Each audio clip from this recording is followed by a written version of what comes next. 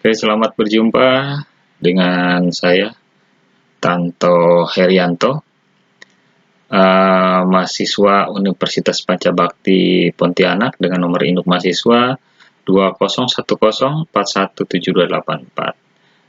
Pada kesempatan ini saya akan meringkas mengenai prinsip-prinsip just in time untuk mata kuliah Manajemen Operasi 2 dengan dosen pengampu Bapak Adi Mursalin, SE, MM, CPH, CM. Baik, kita mulai prinsip-prinsip just in time. Dilihat dari sejarahnya, prinsip just in time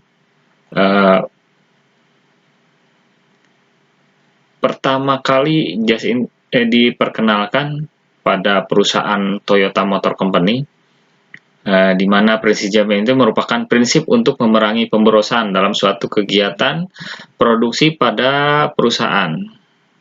Jadi, prinsip just in time atau just in time principle ialah melaksanakan suatu kegiatan pada waktu yang tepat, kemudian dalam jumlah yang tepat dan mutu yang tepat sesuai dengan kebutuhan pada saat itu. Prinsip just in time ini pertama kali diperkenalkan oleh Taiichi Ohno, yaitu seorang chief engineer yang berhasil menerapkan prinsip just in time sehingga mendapat pengakuan sebagai Toyota Production System, yang selanjutnya dikenal juga sebagai just in time based manufacturing system. Just in time menurut kamus American Production and Inventory System ialah sebuah filosofi manufacturing berdasarkan penghapusan setiap sumber pemborosan secara terencana dan melakukan peningkatan kualitas secara berkelanjutan.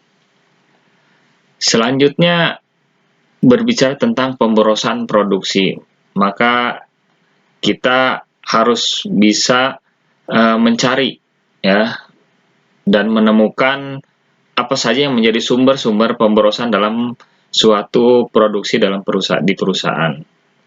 Tentunya yang pertama adanya produk yang cacat. Kita mengenal produk yang cacat bisa menimbulkan pemborosan dalam biaya produksi ataupun biaya-biaya yang lain dalam suatu kegiatan produksi.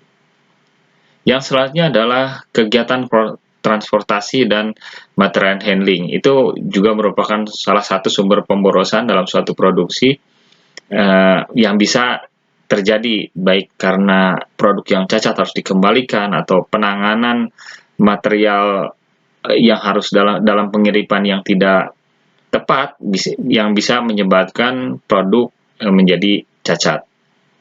Kemudian pengumpulan data atau inventory yang terdiri dari penekanan terhadap atau pengurangan fluktuasi permintaan atau meredam fluktuasi permintaan. Jangan sampai permintaan bisa berlebih tetapi produksi kurang. Kemudian ada interupsi proses produksi. Interupsi ini adalah merupakan waktu jeda proses pembuatan atau produksi suatu produk yang juga merupakan pemborosan bagi kegiatan produksi dan bertentangan dengan proses prinsip-prinsip dari just in time. Tentunya seperti yang dikemukakan sebelumnya juga ada produk yang cacat juga. Kemudian ada pengaturan waktu yang tidak tepat. Pengaturan waktu yang tidak tepat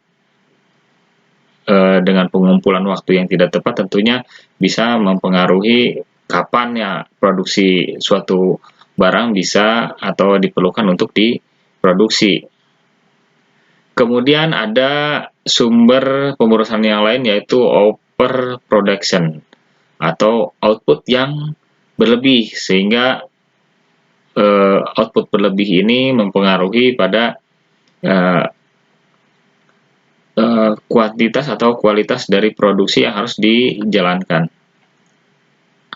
Kemudian ada juga waktu tunggu atau waiting time, itu juga menjadi sumber pemborosan. Selain itu ada juga tentunya tahap pemrosesannya, atau processing stage yang mungkin bisa terlambat ataupun memerlukan waktu yang lebih banyak sehingga menimbulkan pemborosan waktu dan biaya tentunya. Selain tahap pemrosesan atau prosesnya, ada juga kegiatan atau gerakan yang tidak mempunyai nilai lebih atau unnecessary motion. Itu juga mempengaruhi kegiatan-kegiatan yang tidak perlu, tentunya tidak perlu dilakukan dalam suatu kegiatan produksi yang bisa menimbulkan pemborosan waktu dan biaya. Selain sumber pemborosan tersebut, kita sudah ketahui dari mana sumber-sumbernya dan apa-apa saja, sehingga kita juga bisa mengenal prinsip-prinsip just in time itu seperti apa. Jadi, prinsip just in time adalah fokus dalam mengeliminasi atau mengurangi pemborosan waste, dalam artinya ada waste elimination, dan tentunya harus menghasilkan penciptaan atau peningkatan nilai tambah suatu kegiatan produksi. Peningkatan nilai tambah tersebut atau eliminasi pemborosan itu bisa dilakukan dengan kegiatan penyederhanaan dalam melakukan suatu produksi seperti apa seefektif mungkin. Tentunya dengan ditunjang dengan kerapihan dan keteraturan dalam melakukan kegiatan produksi. Tentunya juga harus ada kejelasan barang apa yang akan diperlukan, kemudian untuk siapa dan berapa banyaknya, itu harus bisa jelas. Dengan kejelasan tersebut, tentunya juga bisa menghasilkan siklus atau waktu siklus perputaran produksi itu bisa berjalan sesuai tepat waktu dan efisien. Siklus waktu, pengaturan waktu yang tepat itu diperlukan kecerdasan dari seorang manajer untuk melakukan pengaturan kapan waktu-waktu yang tepat untuk melakukan produksi atau pengiriman atau pendistribusian suatu produksi. Ada juga pengurangan variasi.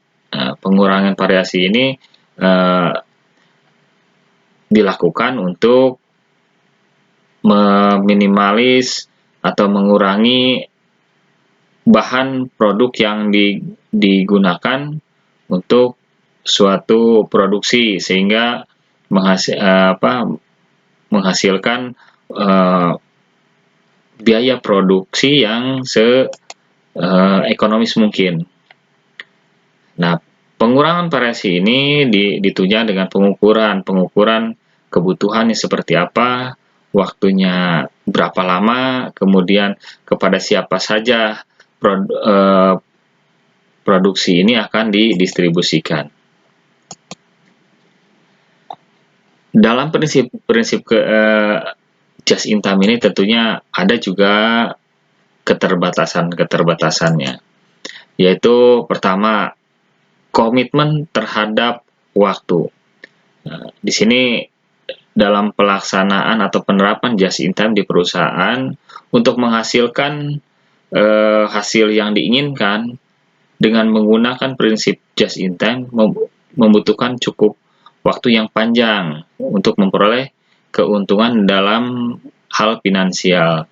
Biasanya 6 bulan setelah penerapan ataupun bisa jadi sampai 3 tahun setelah prinsip just in time ini diterapkan dalam perusahaan.